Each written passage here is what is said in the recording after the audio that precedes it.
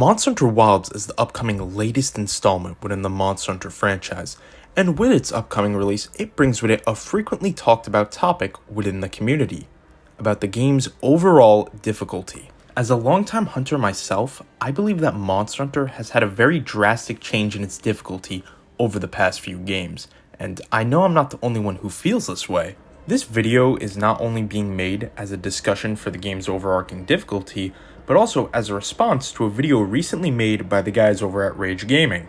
Now, before we continue, let me clarify one thing. I am in no way, shape, or form attacking Rage Gaming or anyone there for their opinions on the game. I actually really like their content. I've been watching them since I was much younger, and probably have the only place on the entire YouTube platform where I can have a civil conversation in the comments section, so God bless them, truly. You should think of this video as pretty much the other side of their argument made in their video. And within their video, there's a statement that Josh says that really got me to sit down and think about Monster Hunter as a whole. And thus we reach this sort of place where I want to say that, yeah, I believe that Wilds will be the easiest Monster Hunter for me personally because of A, all of these new smooth quality of life additions on top of what the 5th gen already did with like restocking intents, but I also firmly believe it will be the most fun I will ever have in Monster Hunter. And that's within the clip, he states that Monster Hunter Wilds for him will most likely be the easiest game he plays within the franchise, but will also be the most fun he'll ever have with the franchise, which if you feel just like he does, that's great. But for me personally, in my opinion, if the game is as easy or easier than the most recent games, I can't see myself enjoying this title nearly as much as some of the previous ones. For me, the recent games have lost something very important to the Monster Hunter formula that I miss, and a big part of it is the lack of difficulty. And what is that missing piece, you may ask? Well, it's as simple. The games have lost its sense of triumph. When I say sense of triumph, I mean in the most layman's terms that beating a monster just doesn't feel as satisfying as it used to be. Within the newer titles, only the last 5 monsters of the entire game tend to have any form of late game difficulty that can actually be challenging to an experienced hunter, at least in my opinion. And for me, that really limits on how much fun I can have, making about 90% of the roster just not as enjoyable to beat as the other 5 or so. And because of this, I believe Monster Hunter Wilds needs to be more difficult than at least Iceborne. Now, I don't ever expect Monster Hunter to return to the good old days, because Gen 1 and 2 are a little too psychopathic even for me, and it's not just the controls. And I think 3 or 4 is, I think, about the middle ground I would like Wilds to hit. Now, you may ask yourself, how important is this really? And I'd say it's incredibly important. In fact, we've seen what happens if a monster is very easy firsthand. They lose a lot of their popularity and, I guess, cool factor. A great example is Ryze's very own flagship, Magnamalo. For those of you who were around during the demo of Ryze, Magnamalo was an absolute beast, and got me really excited to play the game. Obviously, I didn't expect him to be as hard when I played the game, considering they made him not impossible to beat, but pretty much mostly.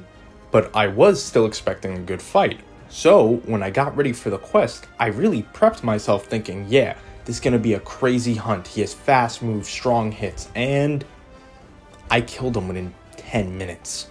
And it just felt so awful. This kind of really started my realization back then that Monster Hunter is just not the same as it used to be. These big bad fights just don't have the same impact, and honestly, I wish they did. And I don't think I'm the only one who thinks this way, considering that there actually is a harder version of Magnamalo, Scorned Magnamalo, and he is more popular. He literally outranked Magnamalo on the popularity poll, and I know, it's not everything, considering you can only vote for one monster, but I do think it matters and is something kind of neat to look at. In fact, Magnamalo is one of many examples. Bolt Reaver Astalos outranked normal Astalos, Furious Rajang outranked normal Rajang. Hell, Malzeno didn't even make top 20, while Primordial Malzeno did. Now, if I'm being honest, I don't think it is exclusively for this reason that they ranked higher. I think also they just have better and more well-made fights, but I do think their increased difficulty kind of earned them a higher level of respect among hunters and made them just more popular. Hell, if you ask me personally, I really just don't like Magnamalo. You asked me about Scorn Magnamalo, I actually own a figure of Scorn Magnamalo and was very happy when I got it. And while Scorn Magnamalo does change the hunt, it's not like he gains a new element. He's just a faster, more advanced Magnamalo.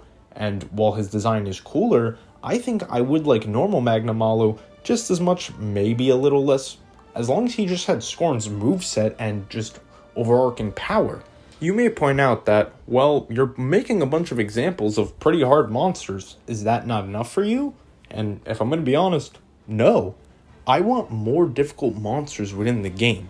I feel that a good portion of the roster tends to kind of just not get used or doesn't get as much attention because they're on that weaker side. Hell, even if they're on the higher rank side, since Rise as a game was so easy, a lot of monsters just kind of get left in the dust. Look at the popularity ranking, a lot of them just didn't do very well at all. Now once again, I understand this polls and everything, and also the way voting was done could definitely sway results quite drastically, because let's be honest, Desert Celtis would not be second last, but the problem is if you're going to vote for Desert Celtis, you're probably voting for Desert Celtis Queen. So I promise you, I hear you if you're saying that the polls don't mean as much as I'm making them out to be.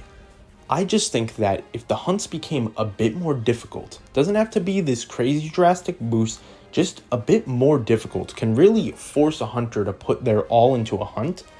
I think the hunts could become way more memorable. I mean, hell, especially with the very cinematic weather, imagine you're on your last cart fighting Ray Dow, and you have to quickly last second dodge one of his railgun strikes while you have no health, allowing you to pop a max potion, heal, and win the hunt. That would probably be one of your favorite memories because it was so intense and you clutched it with your skill and your hunting ability. I feel for the Apexes, the Rathalos level and higher, these hunts should be able to make the newer players almost lose and make the more experienced players maybe drop a cart if they're not paying attention and at least be pressuring when you are paying attention. Hey, but that's just my opinion, and if you disagree, let me know down in the comments below. I'd love to actually genuinely discuss what people feel about the difficulty and where they think it should be and where they think it shouldn't be. And hey, while you're down there, you want to just drop a sub. I'm trying to hit 500 by the end of the year, so yeah, that'd be really appreciated. But anyways, I will see you guys next time. Bye-bye.